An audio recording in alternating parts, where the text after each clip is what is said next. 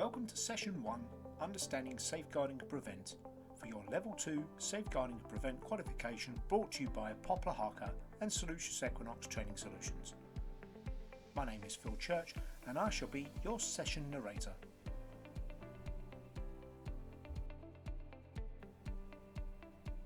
The agenda for this session.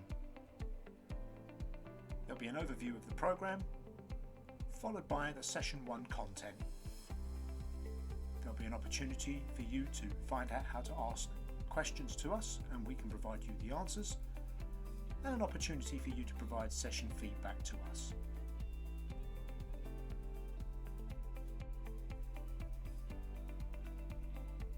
What does your learning journey look like? Well, Session 1, Understanding the Prevent duty, is followed by the completion of a written assessment. The next session is Understanding Safeguarding, and following that is also the completion of a written assessment. Session 3, Understanding Online Safety, is followed by another written assessment. There is the option for an additional support session for those who feel that they may need it. Once these online assessments have been completed using eAssessor, they'll be sent off for internal quality assurance, and you'll be awarded your Level 2 Understanding Safeguarding and Prevent certificate. You have full tutor support throughout the programme, and you can contact us using our remote additional support service.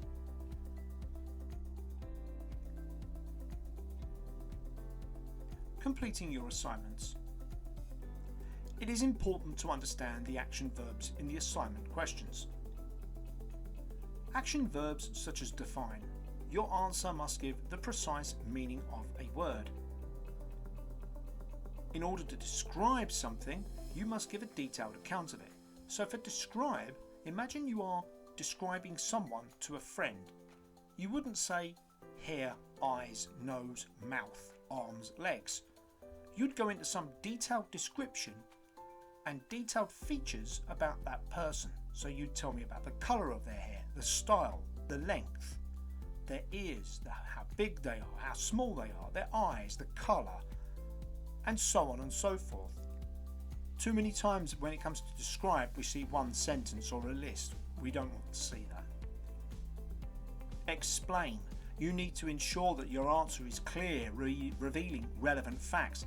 How does it work? Give me some key features about the subject that you are telling me about. And identify. Common mistake here is just to give me a list. Don't want to see a list. Your answer should explain who or what something is. So really you should be pointing out and explaining something to me. So you should give me the topic that you're telling me about, and then go on to some description regarding it.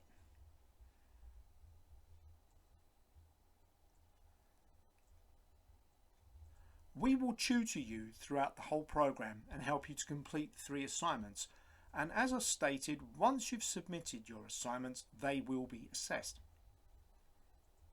You will have regular tutorials with your tutor throughout the programme at Poplar Harker.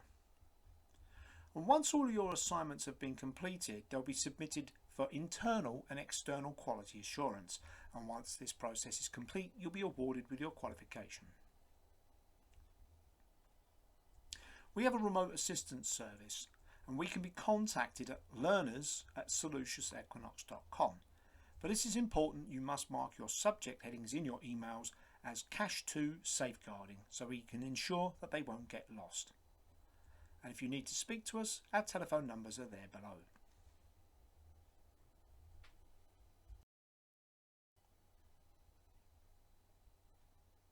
So the aim of this particular session is for understanding the prevent duty. And by the end of this session, you'll be able to understand the prevent duty, understand the terms radicalised, extremism and terrorism, and understand how to reduce the risk of radicalisation.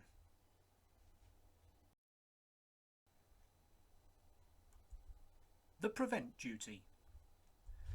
The prevent duty was introduced in 2007 and is known as contest. It's designed to counter terrorism by reducing the risks in the United Kingdom and its overseas interests. And it's to enable communities to go about their lives freely and with confidence. And it consists of 4 strands. And you need to remember these. Pursue, to stop terrorist attacks. Prevent, to stop people becoming terrorists or supporting it. Protect, to strengthen the UK's protection against terrorist activities. And prepare, to mitigate the impact of terrorist attacks. Prevent. The government believes this element is one of the most important. What do you think the prevent element consists of, and why is it deemed to be the most important of the 4 strands? You may wish to include these in your assignment.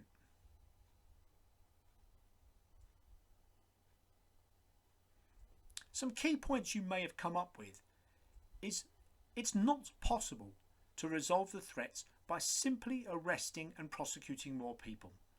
This is a wider ranging problem, far reaching, where everybody needs to become involved.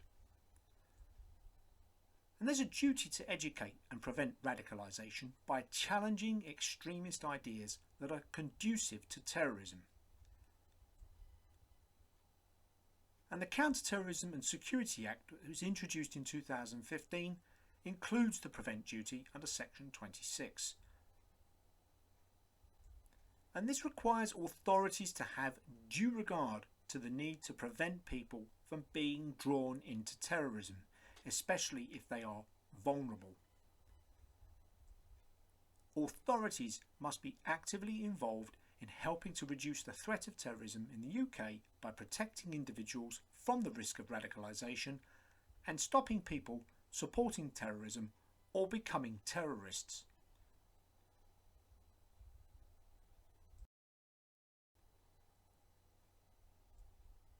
The prevent duty, key features. Prevent is not about spying on people through covert or undercover activities by the authorities. The duty deals with all forms of terrorism and non-violent extremism, which creates an environment conducive to terrorism and polarised views which can be exploited by terrorists. The duty makes it clear that there is an emphasis on challenging extremists' ideology which seeks to legitimise terrorism with an aim to preventing people from supporting or becoming terrorists. The most significant threats which have been identified are terrorist organisations in Syria and Iraq, groups associated with Al-Qaeda, and extreme right-wing terrorists.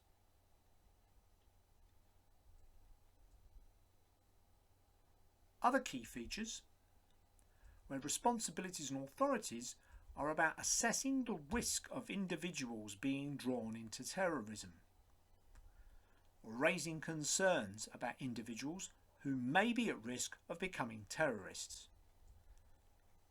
demonstrate that they have strong safeguarding policies and that procedures are in place to protect individuals from being drawn into terrorism,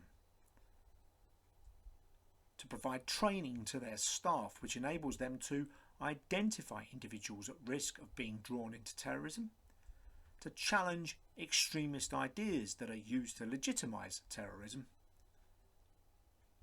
and ensuring that certain individuals, including children, young offenders in institutions and prisons, cannot access extremist material on the internet, and promotion of British values. Now, British values. British values talks about democracy, the rule of law, individual liberty. Everyone is free no matter what their differences or opinions, and mutual respect and tolerance. And you need to remember these for your assignment. Because question 1 is asking you to describe the key features of the prevent duty. So I want to see some key elements and features and details of the prevent duty. And remember, authorities must be aware of the possibility of radicalisation, have procedures in place to deal with radicalisation related risks, assess the risk of individuals being drawn into terrorism, raise concerns about individuals who may be at risk of becoming terrorists, provide specific training to staff to identify and challenge extremist ideas, ensure certain people cannot access extremist material online, and promote British values. Now feel free to use these, and if you have any others, please use those. But if you are going to use these, I want to see some extra detail put into this as well. Don't just copy and paste, because that's plagiarism.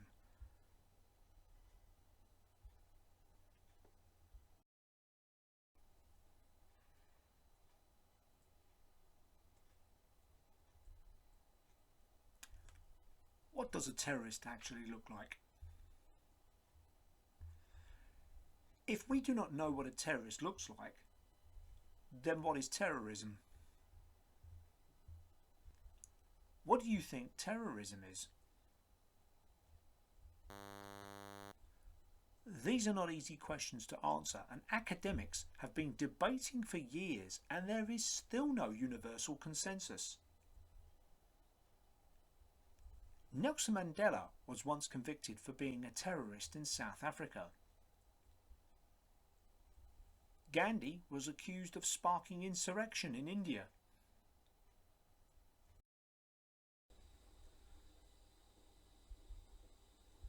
A useful description of what constitutes terrorism. Terrorism is premeditated, politically motivated violence perpetrated against non-combatant targets, such as civilians and off-duty military personnel, for example, by subnational groups or clandestine agents, and it's usually intended to influence an audience. So it's the unlawful use of violence and intimidation, especially against civilians, in order to achieve political aims or to force a government to do something. And a useful description of what constitutes extremism. It's a vocal or active opposition to fundamental British values, including democracy, rule of law, individual liberty, and mutual respect and tolerance of different faiths or beliefs, and this includes any calls for the death of members of our armed forces. A useful description of what constitutes radicalisation. And radicalisation is the process by which a person comes to support terrorism and extremist ideologies associated with terrorist groups.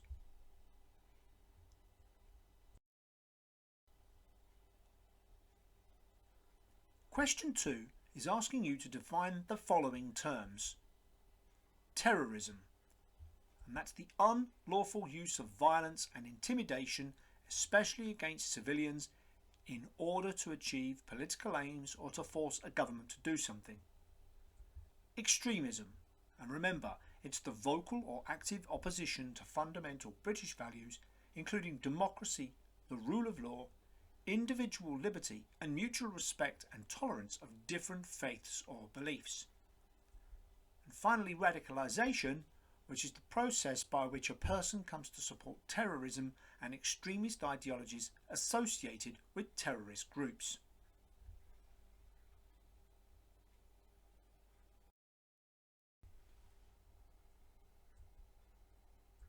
Why do we need prevent? Why do you think the prevent duty exists? Take a moment and have a think about this, as you may want to include this in your assignment.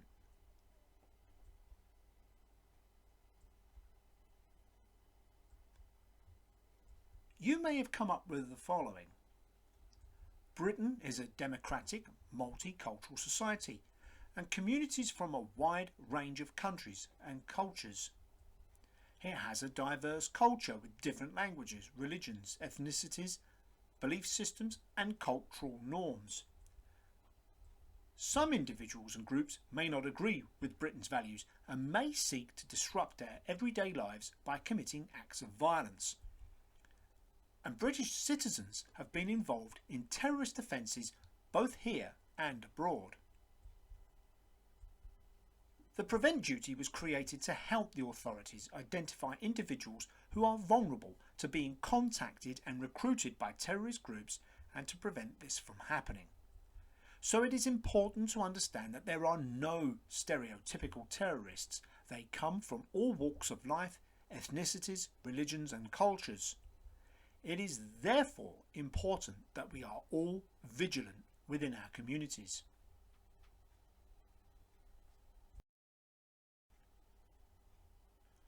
And question 3 is asking you to explain why the prevent duty exists.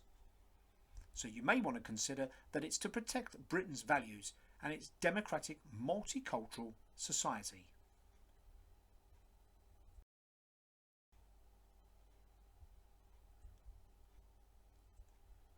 What are the strategic objectives of PREVENT?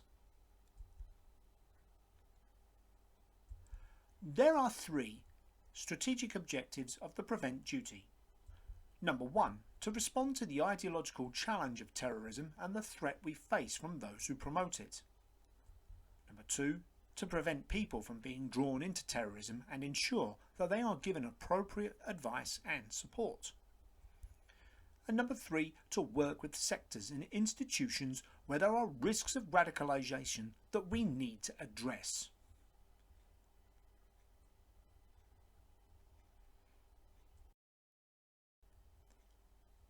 And question 4 is asking you to identify the 3 strategic objectives of the PREVENT duty. So remember, number 1, to respond. Number 2, to prevent. And number 3, to work with the sectors and institutions.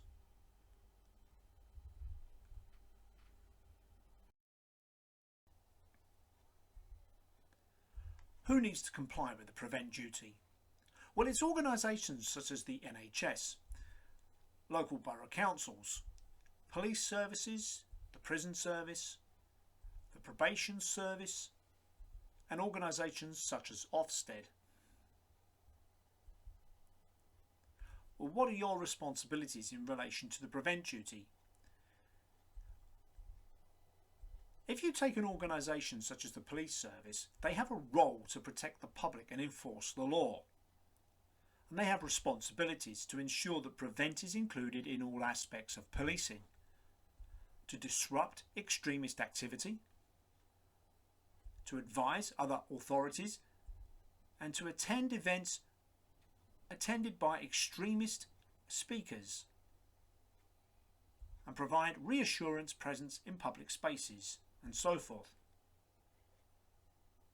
So using the organisation, authority, role and responsibilities, think about the role you currently perform in your organisation or a role that you have either worked for or hoping to go to in the future.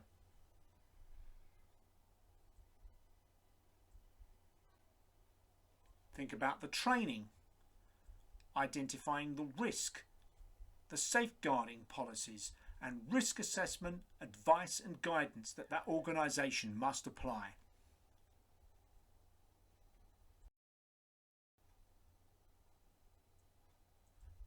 As question 5 is asking you to identify who needs to comply with the PREVENT duty. So remember, the police, local authorities, county, district councils including fostering agencies and children's homes, schools and registered childcare providers, the NHS and all NHS-run service providers including such as hospitals, the criminal justice authorities, prison, young offenders institutions, secure care homes and National Probation Service. And question 6 is asking you to explain your own role and responsibilities in relation to the PREVENT duty.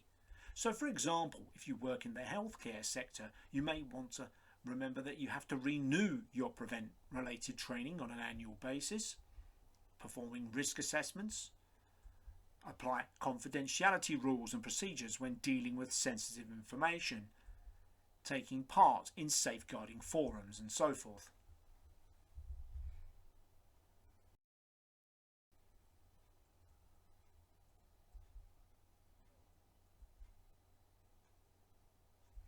Take a moment to think about how do terrorist atrocities affect communities, as you may wish to include this in your assignment.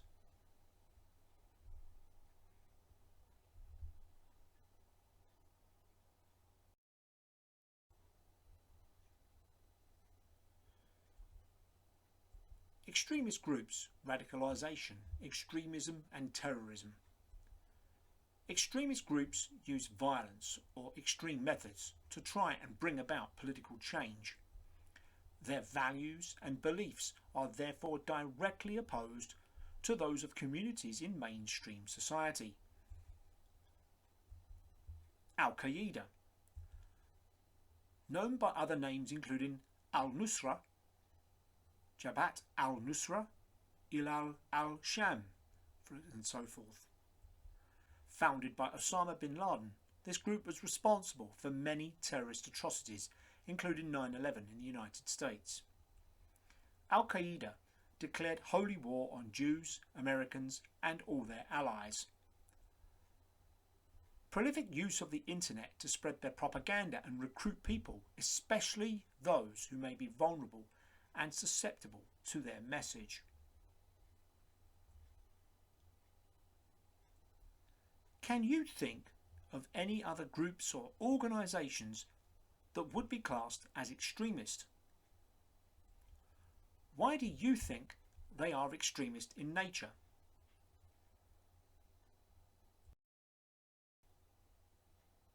Because question 7 is asking you to identify 3 current examples of extremist groups, so you may want to include Al-Qaeda, the Islamic State of Iraq and Levant, known as ISIL, Boko Haram, Hamas, National Action, for example, or any others that you can think of.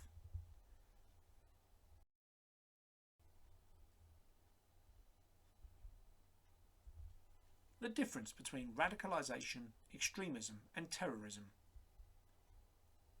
What do you think the differences are between radicalisation, extremism and terrorism? You may want to give some examples of these in your assignment. Radicalisation is the process by which a person comes to support terrorism and extremist ideologies associated with terrorist groups and may even come to join such a group. The aim of radicalisation is to change what a person believes, their ideology and behaviour until they support or participate in terrorist activity. Not all individuals who have become radicalised go on to become terrorists. Extremism. Extremism is a vocal or active opposition to fundamental British values including democracy, women's rights, rule of law, individual liberty, mutual respect and tolerance of those who are different or have different religious beliefs. Extremists have negative views of anyone who is from a different ethnicity, culture, gender, race or sexual identity. Extremists may force their views on others and may hold a belief that violence is acceptable to get the results they crave. It is possible to be an extremist without becoming radicalised.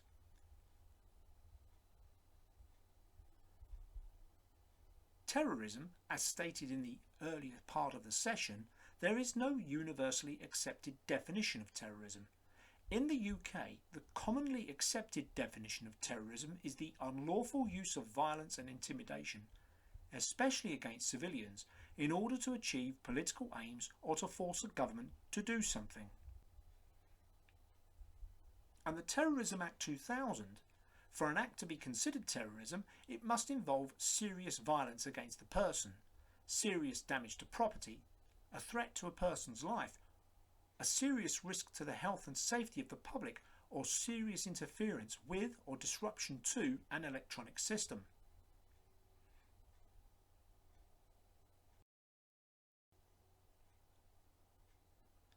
Question 8 is asking you to explain the differences between radicalisation, extremism and terrorism. So remember, radicalisation is when a person supports terrorism and extremist ideologies and may join terrorist groups. Extremism is vocal or active opposition to fundamental British values. and terrorism is the unlawful use of violence and intimidation, especially against civilians, to achieve political aims.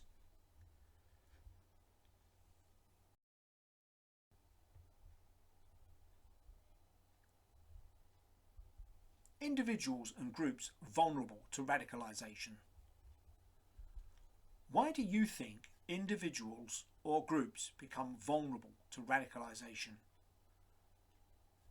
Well, these may include personal grievances, group grievances.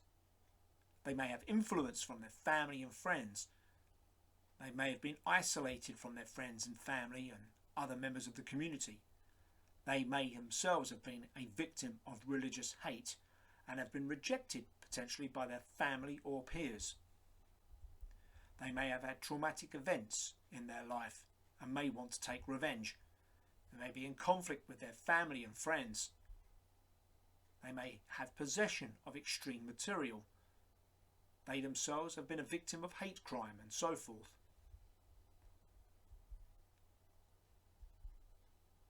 A good example is Richard Reed, who is known as the shoe bomber.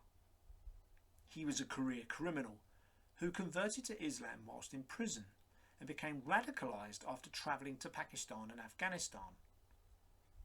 In 2001, he boarded an American plane and attempted to detonate explosives hidden in his shoes.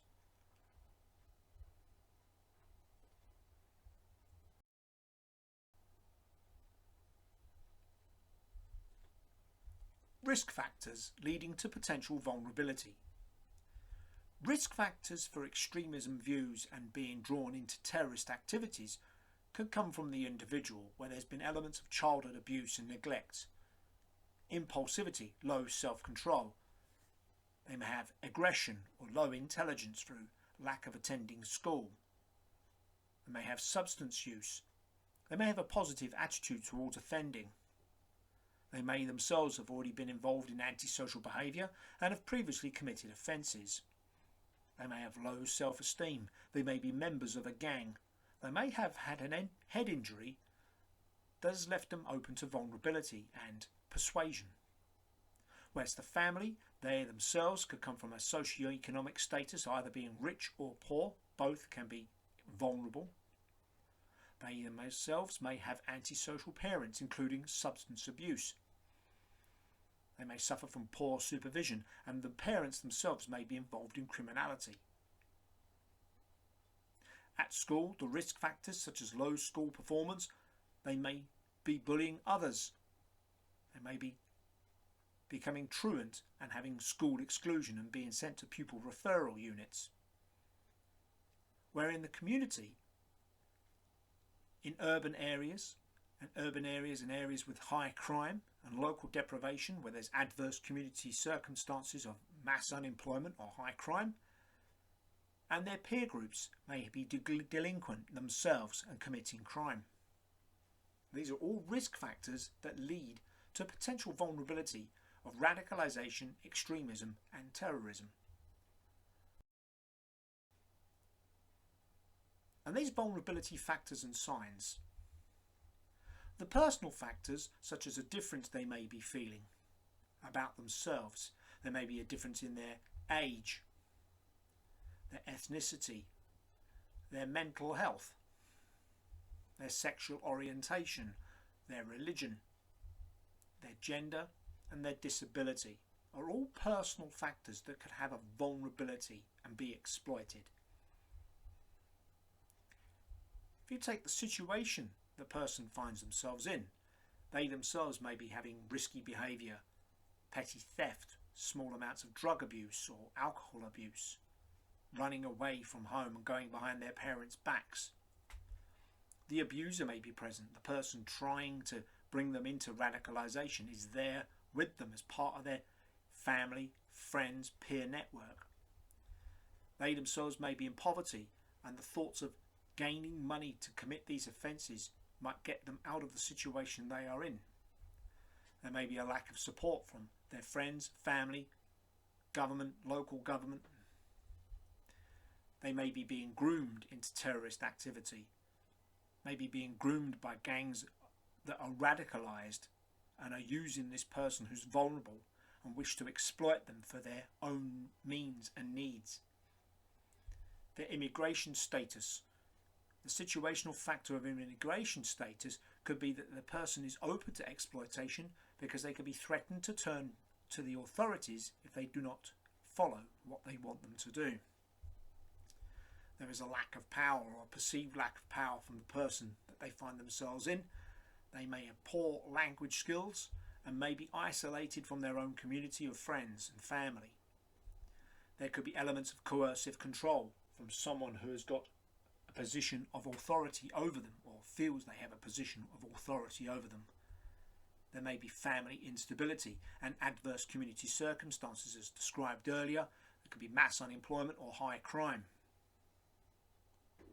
If you take these two situations together, the personal factors, and add them to the situational factors, for this person there is a harm or risk of harm of being radicalised or brought into extremism and potentially becoming involved in terrorist activities.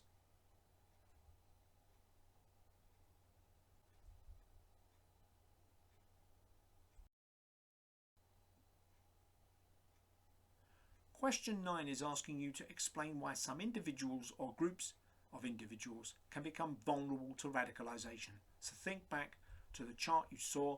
There can be personal grievances, group grievances, family and friends, isolation, being a victim of a religious or race hate crime, rejection by family, social or peer groups, traumatic events, conflict with family or friends over religious beliefs or personal choices, and possession of extreme materials.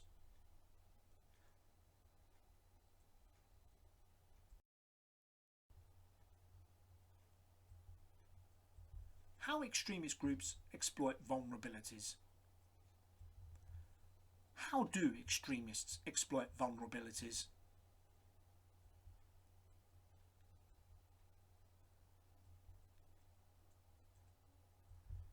Extremist groups are known to target individuals through family or friend connections.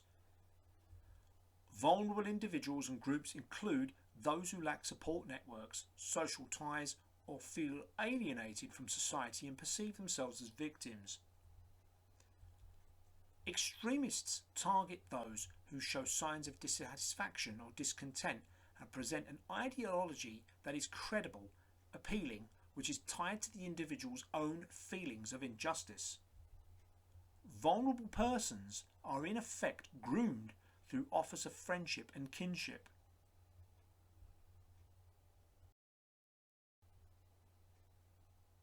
Question 10 is asking you to explain how some extremist groups aim to exploit those vulnerabilities. So remember, they may wish to target individuals and groups that lack a support network or close social ties. They target those who feel alienated from society, target those who feel something has been done to them, and present a correct, credible belief system, and make promises about changing the world. And they use social media to make contact with vulnerable individuals.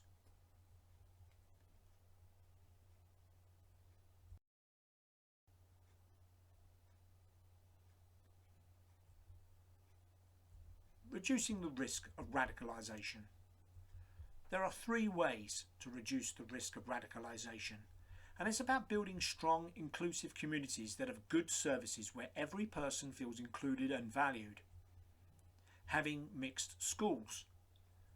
Reducing negative stereotypes which can lead to individuals to feel marginalised and open to radicalisation by promoting understanding and tolerance of difference.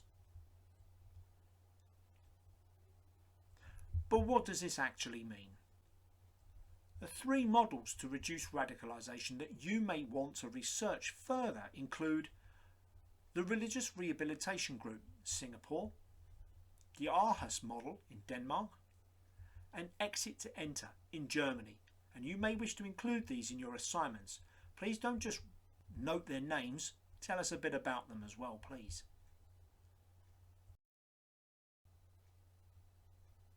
as question 11 is asking you to identify 3 ways to reduce the risk of radicalisation. So the religious rehabilitation group, the ARHUS model, and exit to enter. Building strong inclusive communities, having mixed schools, and reducing negative stereotypes. So don't just list them, tell us some detail around them as well, please.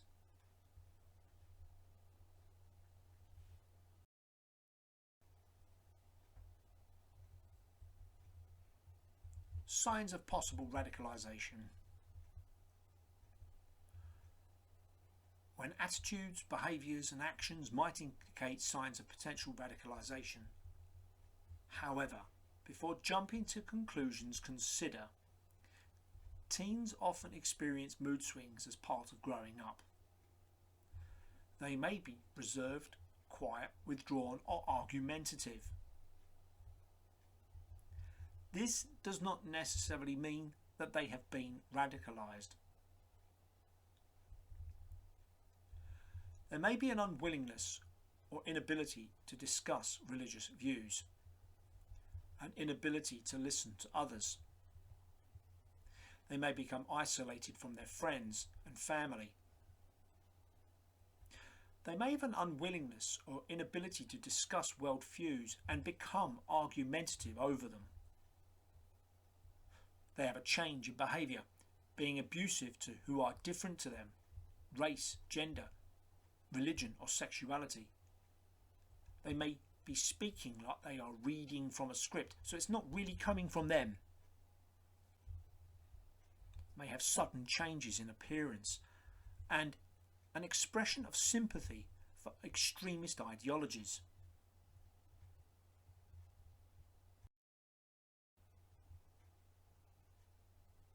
Question 12 is asking you to describe when attitudes, behaviours or actions might indicate signs of potential radicalisation. So remember, there is an unwillingness or inability to discuss religious or world views, argumentativeness and an ability to listen to others, isolation from friends and family, a change in behaviour, and being abusive to peers who are of different gender, race, religion or sexuality. Speaking as if repeating information from a script. Changes in appearance, expressing sympathy for extremist ideologies. And as discussed earlier on, this is asking you to describe. So don't just repeat these here. Tell us a bit more detail about them. You might want to tell me about changes in appearance. Well, what are we expecting here for a sudden change in appearance? So isolation from friends and family. Tell me a bit more about that. Give me some detail and so forth.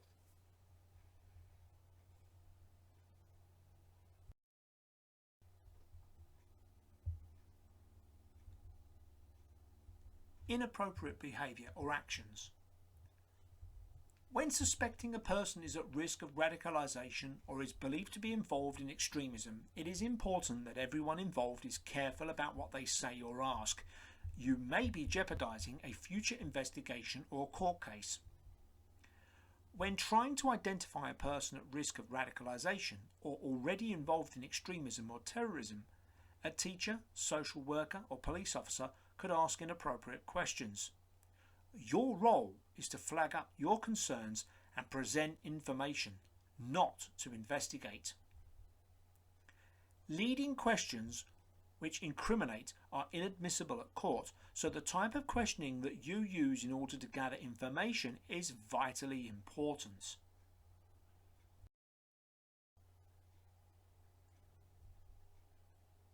Appropriate questioning. TEDS. Tell, explain, describe, show are appropriate style of questioning. 5WH. Where, why, who, when, what and how.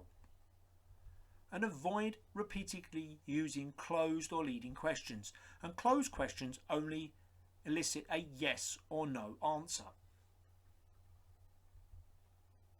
And how your actions could adversely affect the use of evidence. Not following organisation and legal procedures risk investigations or trials being halted. And it's putting undue pressure on individuals, coercion essentially, and it also risks investigations or trials being halted. Or changing, adding or removing information risks investigations or trials being halted. And ensure that confidentiality is fully maintained.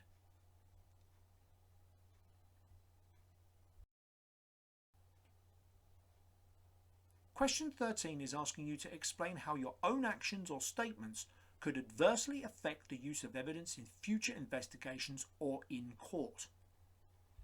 And those behaviours could be inappropriate behaviour or actions, leading and inappropriate questions, not following your organisation and legal procedures, putting undue pressure on individuals to answer questions, changing, adding or removing information, and not maintaining confidentiality.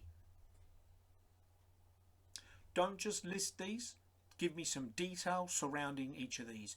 So if you're going to tell me about not maintaining confidentiality, I want you to tell me the key features around this.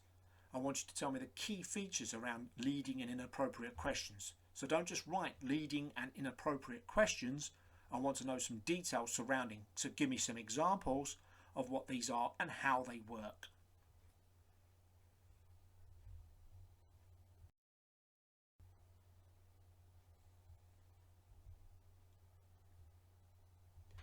The referral process. Where there is a belief a child, a young person or adult is involved in extremism, they may be referred to the channel panel. Channel panels must be in place by all local authorities to support vulnerable individuals from being radicalised and drawn into extremist activity. Panels are responsible for assessing an individual's risk of being radicalised and then creating support packages to help eliminate that risk. Involvement with the channel panel is voluntary, which means individuals cannot be forced to take part, and anyone can make a referral. Referrals are most likely to be made by teachers, social services and the police. And the first step is for local authorities, social services or education establishments to follow their own organisational safeguarding processes to see if a referral to the channel panel is required. If a referral is to be made, someone will contact the channel police practitioner or the CPP. An assessment will be made to ascertain if a social worker is required. And the CPP will then convene a meeting of the channel panel and they will assess against the specific criteria called the Vulnerability Assessment Framework. The framework has 3 sections. 1. Engagement with a group, cause or ideology. 2. Intent to cause harm. And 3. Capability to cause harm.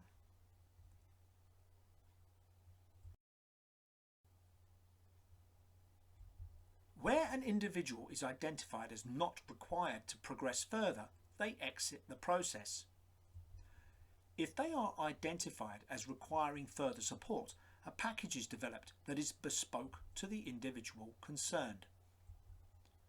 Packages may have introductions of activities which divert individuals who are in the early stages of radicalisation to a mentoring programme. If the intervention is deemed successful by the panel, the individual exits the process. After 6 to 12 months after the cases were concluded, the channel panel will meet again to perform a review of how the process went.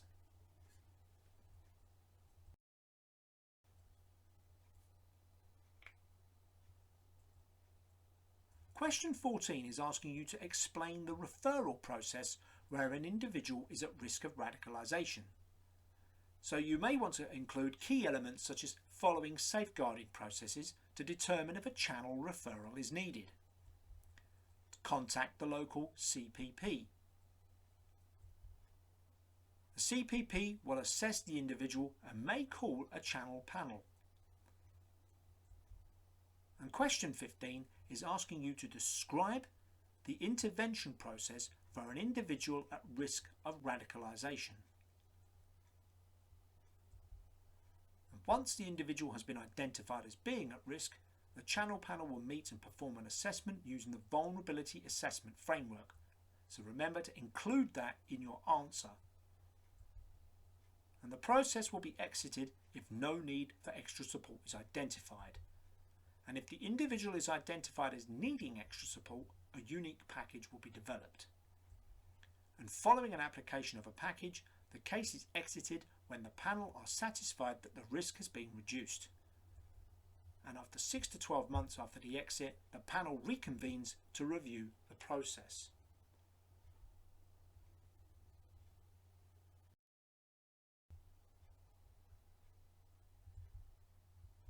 The referral process. This is the referral process identified in a flowchart manner. First of all, there is the identification, the screening referral to ensure that there is a specific vulnerability around radicalisation and the referral is not malicious or misinformed. You maintain a proper record. An appropriate assessment determines suitability. Alternative support mechanisms may be put in place. There's a collective assessment of vulnerability and risk, and a review panel decisions at 6 and 12 months. If it's deemed not appropriate, the person exits the process, or a referral to an alternative support. If appropriate, a multi-agency panel, a review of the vulnerability, assessment and risk. There's a collective assessment of support needs, develop of an action plan, identify and procure of appropriate support package, and a review of the process. And the delivery of the support.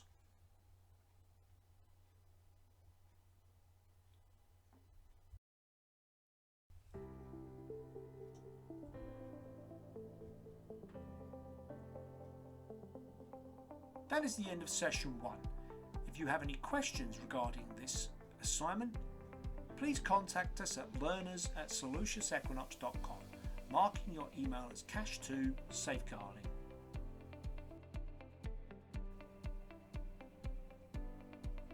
We hope this presentation was helpful to you, and we're always interested in hearing your feedback. So why not leave us a message through our website or on our SETS YouTube channel.